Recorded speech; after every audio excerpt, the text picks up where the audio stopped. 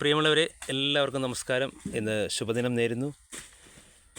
ഇന്ന് ഞായറാഴ്ച രാവിലെ സ്വതന്ത്ര സ്വയം സഹായ സംഘത്തിൻ്റെ അയൽക്കൂട്ടത്തിന് ശേഷം ഇന്ന് എല്ലാ മെമ്പർമാരും നമ്മുടെ കൃഷിയിടത്തിൽ 2024 ചെണ്ടുമല്ലിപ്പൂ കൃഷിയുടെ ആ കൃഷിയിടത്തിൽ വന്ന് രാവിലെ മുതലുള്ള ജോലികൾ നടന്നുകൊണ്ടിരിക്കുകയാണ്.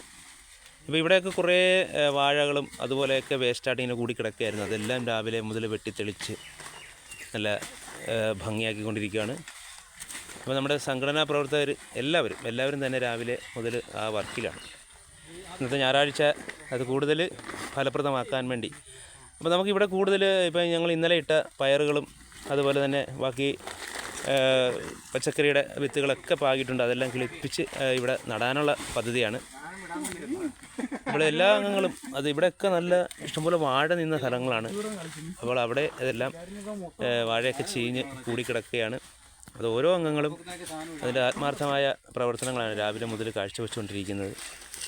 അത് കൂടുതൽ ഫലവത്താകും, നമുക്ക് കൂടുതൽ ഏരിയ ഇവിടുന്ന് കിട്ടും. നമ്മൾ രാവിലെ അതിൻ്റെ പ്രവർത്തനങ്ങളൊക്കെ ആയിട്ട് നടന്നുകൊണ്ടിരിക്കുകയാണ്. എല്ലാവരും ആത്മാർത്ഥമായ വർക്കിൽ ചെയ്തുകൊണ്ടിരിക്കുന്നു.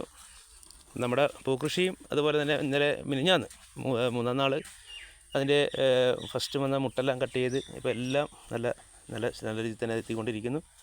അതിൻ്റെ വളർച്ചയും അതുപോലെ മുട്ടുകളുമൊക്കെ ഇപ്പോൾ ധാരാളം മുട്ടുകൾ വന്ന് വീഴുന്നു. ഈ എല്ലാ ബ്രാഞ്ചസിലും മുട്ടുകൾ വന്നുകൊണ്ടിരിക്കുന്നു. അപ്പോൾ ആ ഒരു കാഴ്ചയൊക്കെ വളരെയേറെ സന്തോഷം തരുന്നൊരു കാര്യമാണ്. ഇനി നമ്മുടെ അപ്പുറത്ത് കുറച്ച് അംഗങ്ങൾ അപ്പുറത്തുള്ള ഈ കാടുകളും പുല്ലുകളൊക്കെ നീക്കം ചെയ്യുന്ന അതൊക്കെ ഒന്ന് കാണാം.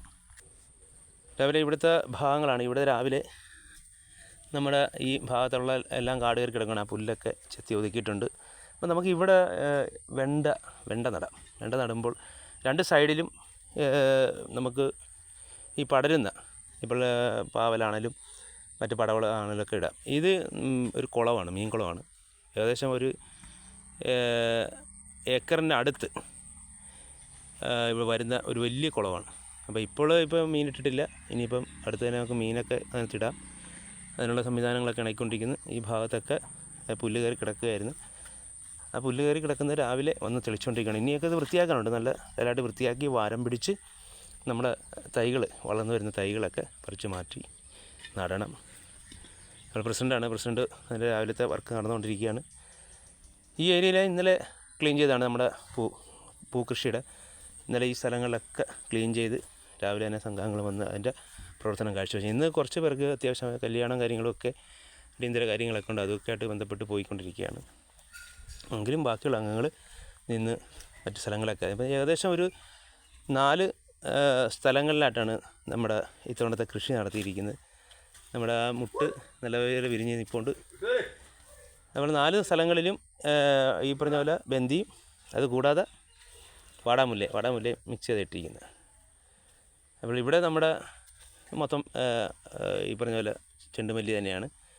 ഇവിടെ ഇപ്പുറത്ത് ആ ചെണ്ടുമല്ലി ഒരു വലിയ പൂവ്, അത് ഏകദേശം അതിൻ്റെ സ്റ്റാർട്ടിങ്ങിൽ വിരിഞ്ഞ് എത്തിയിട്ടുണ്ട്. ഇനി അത് കൂടുതൽ വിരിയാനുണ്ട്.